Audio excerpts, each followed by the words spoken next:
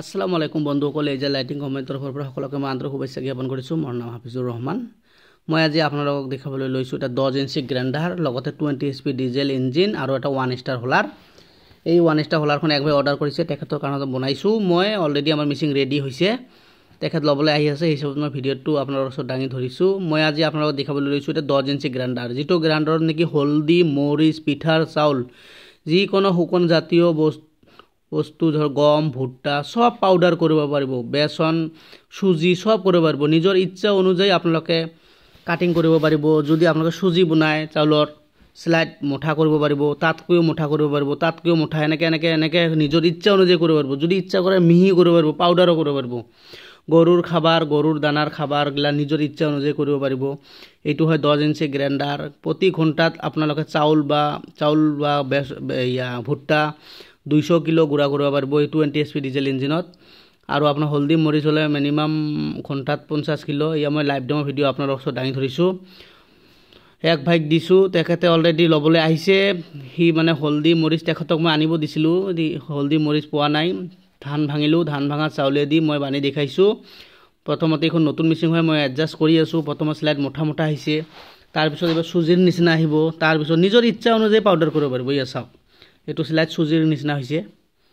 গতিকে এই ধৰণৰ যদি 10 ইঞ্চি গ্ৰাইণ্ডাৰ মেচিনগিলা আপোনালোকক লাগে, আপোনালোকে তলত ডিছক্ৰিপশ্যনত দিয়া নম্বৰত যোগাযোগ কৰিলে আপোনালোকে ল'ব পাৰিব।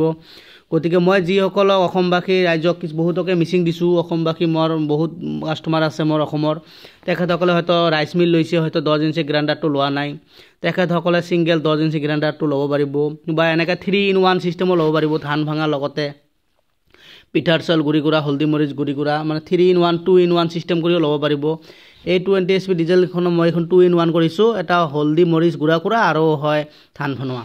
ইয়াৰ চাই লওক, ধীৰে ধীৰে গুড়া হৈ আছে। চাওক, ইয়াতে দুখন বেল লগোৱা হৈছে। মই অলৰেডি এখন বেল লগাই টেষ্টিং কৰি দেখাইছোঁ। দুখন বেল লগালে আৰু স্পীড হ'ব। ইয়াত চাই লওক, গুড়া হৈ আহি আছে।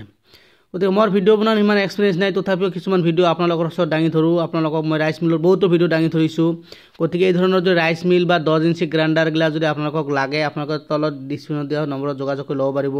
লগতে মই এই 20 HP ডিজেল ইঞ্জিনখনত মই 1 ষ্টাৰ ৰাইচ মিল হোলাৰখন ইউজ কৰিছোঁ, 8 নম্বৰ হোলাৰ, যিখন হোলাৰ নেকি 15 পৰা 20 মন ধান প্ৰডাকশ্যন কৰিব পাৰিব। আৰু চাউলৰ কোৱালিটি খুব সুন্দৰ হয়, একেবাৰে চাৰা হয়, ফ্ৰেছ হয়।